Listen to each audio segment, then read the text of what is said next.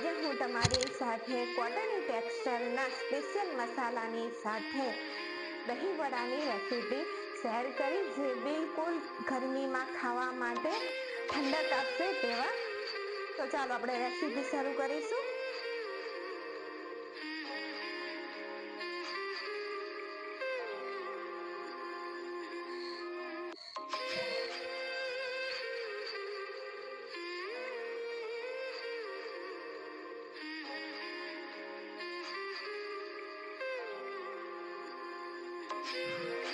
તો super tasty અને કોટનની ટેક્સચરના દહીં વડા બનાવવા માટે અહીંયા મેં 1 કપ અડદની દાળ લીધી છે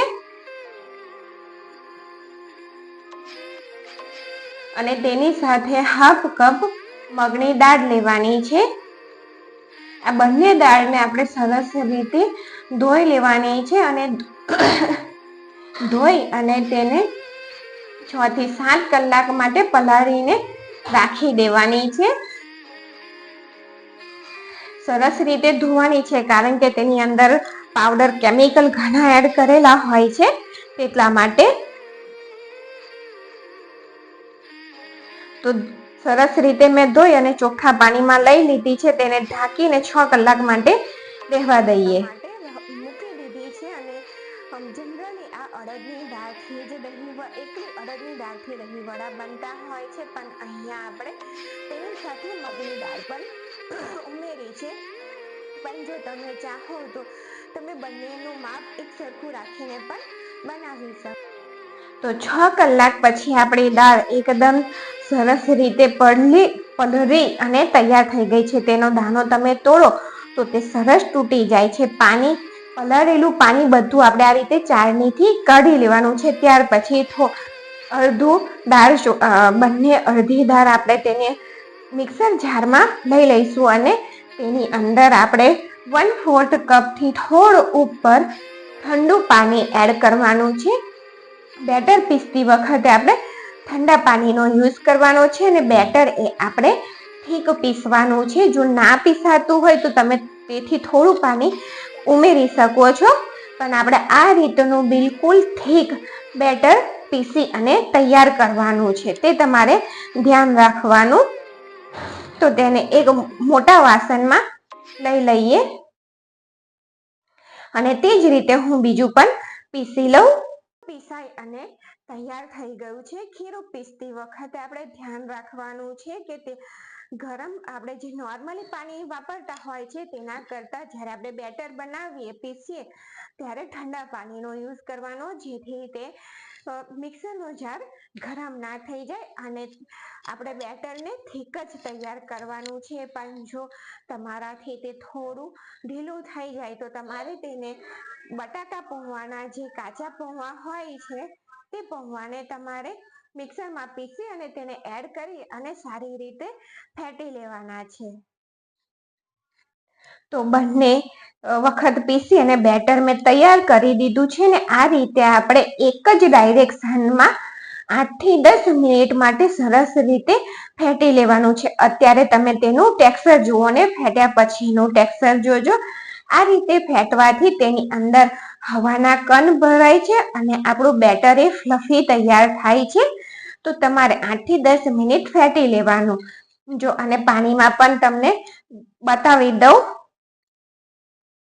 આ રીતે જો આપણે પાણીમાં પણ એક બેટરનો લુવો મૂકીએ છીએ તો તે ઉપર તરે છે, મતલબ કે આપણું બેટર એકદમ પરફેક્ટ ફેટાયું છે. જો તમારે ફેટવું ના હોય, તમારી પાસે ટાઈમ ના હોય, તો તમારે આની અંદર ખાવાનો જે સોડા આવે છે, બેકિંગ સોડા, તે એડ કરી દેવાનો. તો આપણું બેટર પરફેક્ટ ફેટાઈ ગયું છે. તો તેની અંદર હું 1 લીલું મરચું અને બિલકુલ નાનો ટુકડો આદુનો પીસી અને આ રીતે એડ કરું છું. સ્વાદ પ્રમાણે મીઠું ઉમેરી દેવાનું.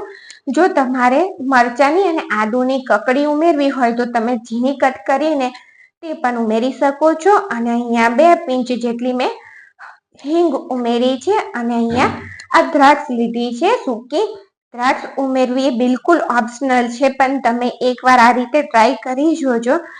દહીં વડામાં તેનો ટેસ્ટ ખૂબ જ સરસ આવતો હોય છે. જ્યારે આપણે તેને દહીંની સાથે ખાઈએ છીએ ને ત્યારે તો બેટર તૈયાર થઈ ગયું અને તેલમાં એક નાનો ટુકડો નાખ્યો તો તે તરત ઉપર આવે છે, મતલબ મીન્સ કે આપણું તેલ તરવા પરફેક્ટ છે. તો ગેસની ફ્લેમ મેં મીડિયમ કરી દીધી છે, મીડિયમથી પણ થોડી ઓછી, અને આ રીતે આપણે તેલમાં દહીં વડા એડ કરી દઈશું. તો તમે જોઈ શકો છો કે જેમ તરસે એમ દહીં વડા એની જાતે જ પલટાઈ જાય છે. એટલા સોફ્ટ દહીં વડા આપણા તૈયાર થયા છે. જુઓ, પલટાઈ ગયું.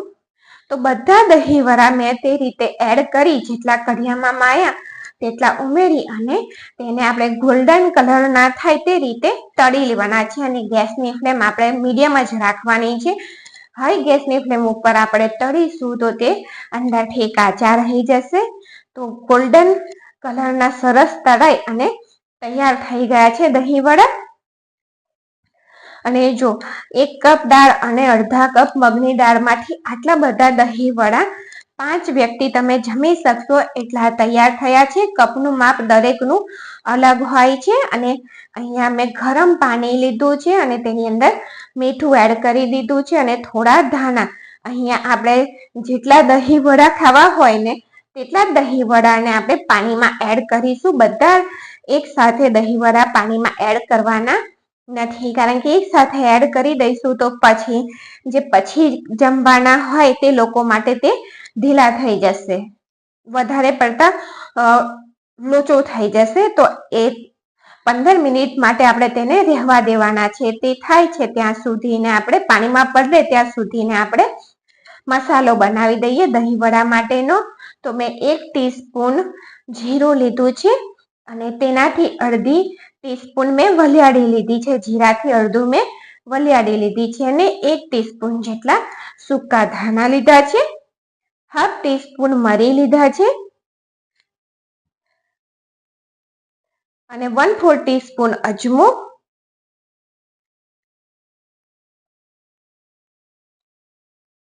આ મસાલાને આપણે સરસ રીતે એટલે થોડા રોસ્ટ કરી લેવાના છે. અને તેની અંદર મેં કાશ્મીરી સૂકા 3 મરચા ઉમેરી દીધા છે. આ મસાલાથી આપણે બીજો કોઈ જાતનો મસાલો દહીં વડામાં એડ નહીં કરવો પડે. તો તે ઠંડુ થઈ ગયું છે અને તેને મિક્સર જારમાં લઈ લઈએ. અને તેની સાથે આપણે હાફ ટીસ્પૂન સંચર પાવડર, 1 ટીસ્પૂન ચાટ મસાલો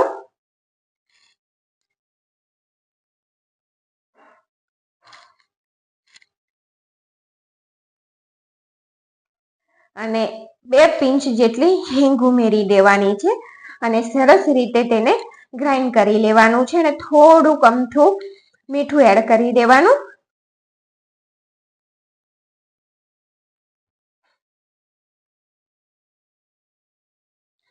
તો સરસ રીતે આપણે પાવડર મતલબ કે આપણો મસાલો બની અને તૈયાર થઈ ગયો છે. આની સાથે આપણે બીજો કોઈ મસાલો દહીં વડામાં ઉપરથી એડ નથી કરવાનો. તો અહીંયા મેં 2.5 કપ દહીં લીધું છે. તે દહીંને આપણે આ રીતે ચાળણીમાં લઈ અને તેને ગાળી લેવાનું છે, જેનાથી તેનો બિલકુલ ટેક્સચર એકદમ ક્રીમી તૈયાર થઈ જશે. આ જે દહીં ગાંઠા જેવું દેખાતું હતું ને તે બિલકુલ નહીં દેખાય, બિલકુલ આમ આઈસ્ક્રીમ જેવું બનીને તૈયાર થઈ જશે. તો જો બધું દહીં આ રીતે મેં ચાળણીમાં ચાળી લીધું છે. તો હું તમને નજીકથી પણ બતાવું કે કેટલો તેનો ક્રીમી ટેક્સચર આવી ગયો છે. અને જો દહીં વડાનો વિડીયો પસંદ આવે તો મારી ચેનલને લાઈક કરજો, શેર કરજો અને સબસ્ક્રાઈબ કરજો. તો દહીંની અંદર હવે આપણે ખાંડ ઉમેરીશું. અહીંયા મેં પીસેલી દળેલી 3 ટેબલ સ્પૂન ખાંડ ઉમેરી છે. પણ જો દહીં ખાટું હોય તો તમારે ટેસ્ટ કરી અને થોડી ખાંડ તે રીતે એડ કરી દેવાની. તો સરસ રીતે મિક્સ કરી દઈએ. અને અહીંયા આપણા દહીં વડા પણ પલળતા 15 મિનિટ થઈ ગઈ છે. તો આ રીતે અને તમે જોઈ શકો છો કે બધા સરસ રીતે પલળી ગયા છે ને એક દહીં વડું આ રીતે લઈ અને તેને હાથમાં હલકેથી પાણી નિતારી દેવાનું અને જુઓ બિલકુલ કોટની ટેક્સચરનું દહીં વડું બનીને તૈયાર થઈ ગયું છે.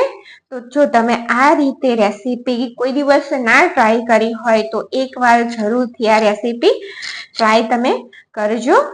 તો હવે પાણીમાંથી બધાને આ રીતે દહીં વડાને કાઢી અને દહીંની અંદર એડ કરી દઈશું.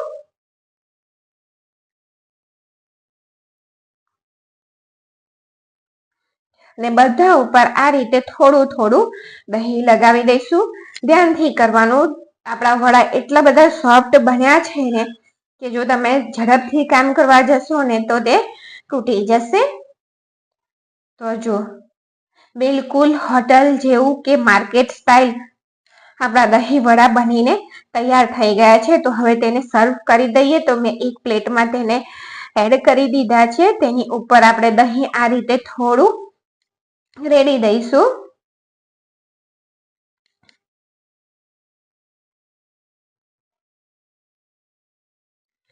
અને આ લાલ ચટણી જે આંબલીની ખાટી આંબલી અને ગોળની ચટણી બનાવેલી છે અને આ તીખી ચટણી જે ધાણા, મરચા, બારિયા, ખાંડ અને આદુ પીસીને તૈયાર કરી છે. અને જે મસાલો આપણે તૈયાર કરીને રાખ્યો તે મસાલાને આપણે તેની ઉપર સ્પ્રિંકલ કરી દેવાનું છે. તો જુઓ તમે બહાર ખાતા હોય તેવી પ્લેટ લજીસ બનીને તૈયાર થઈ છે. તો તેની ઉપર આપણે ડળમના દાણા પણ એડ કરી દઈએ. તો વિડીયો જોવા બદલ તમારો આભાર. અને જો આ રીતે ટ્રાય ના કર્યો હોય તો ઉનાળાની ગરમીમાં પેટને ઠંડક આપે તેવી આ દહીં વડાની રેસીપી તમે એકવાર જરૂરથી ટ્રાય કરજો.